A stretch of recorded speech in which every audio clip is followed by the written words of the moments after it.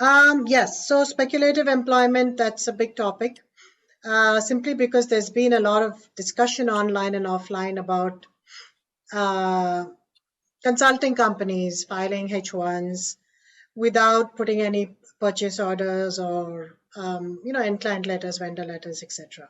There's a backstory to this, and that is basically that there was a lawsuit filed, IT-Serve versus Cessna, in 2020, and they won the lawsuit, as a result of which um, the judge said that invalidated a certain things, and USCIS then issued a policy memo, and basically they said that you cannot ask for if especially in the context, all this is mainly in the context of a consulting companies scenario, computer consulting, IT consulting company scenario, where they bring in employers and place them at different client sites.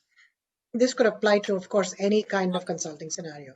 So the court basically invalidated the RFEs, or the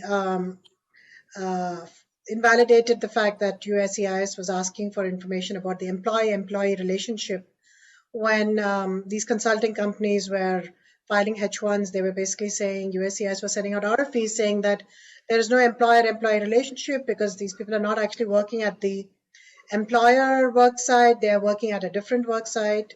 So they're, if you look at the common law definition of employer, they're not actually supervising and reviewing their work. The other thing that USCIS was asking for was contracts and itineraries to show that the employer had worked for the employee for the entire duration of the H1. So if you're filing a H1 for 3 years, they wanted to see contracts, work orders, POs of where you're placing these candidates for the next 3 years, and they wanted to see detailed itineraries. So basically what happened, this conglomerate of companies got together, it's called IT-Serve, and this organization filed a lawsuit saying that these requirements were unlawful because the law doesn't require, Immigration and Nationality Act doesn't require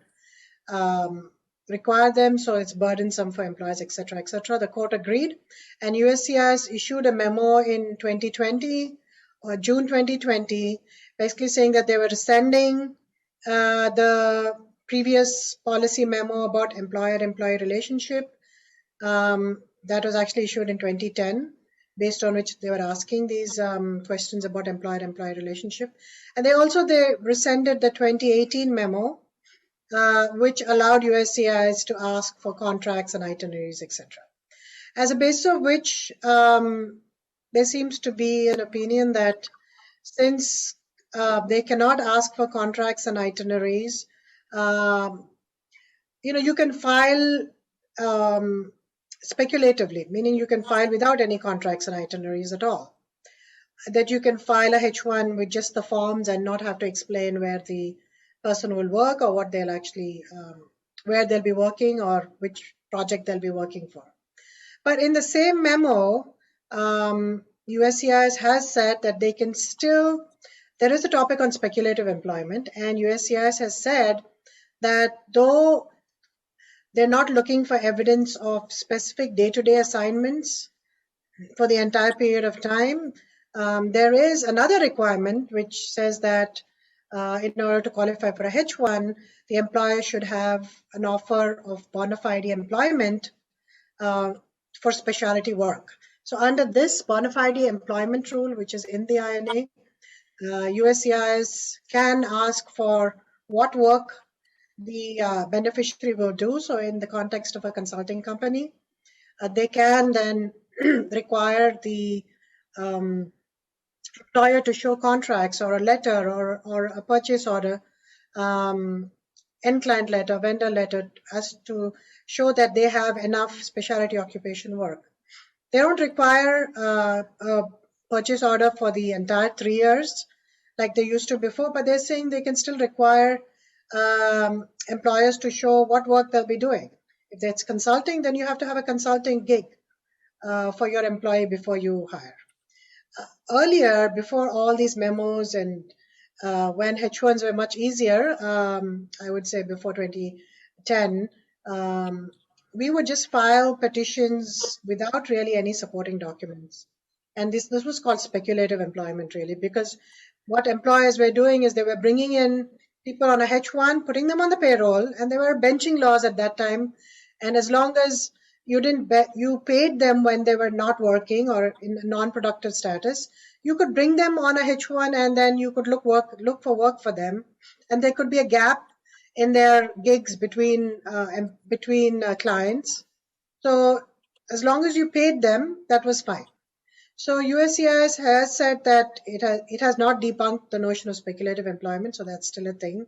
And it's talked about benching a little bit, and they said that benching is allowed the officers should look at this on a case-to-case basis, and it's as long as they are being paid, and all the other requirements are met. The officer, they're not automatically out of status if they're in a non-productive status. So this is something that I wanted to bring to everyone's attention, this memo from 2020 June, just to remind them as to what USCIS, as per their memo, what their new policy is when filing your H1-B cases, especially now with cap season upon us, where maximum H1s are filed. I think it's important to review what present USCIS policy is. It's not to say that you can't file H1B skeleton petitions. I mean, it's fine. You might be able to file a few and not get an RFE and therefore may not have an issue.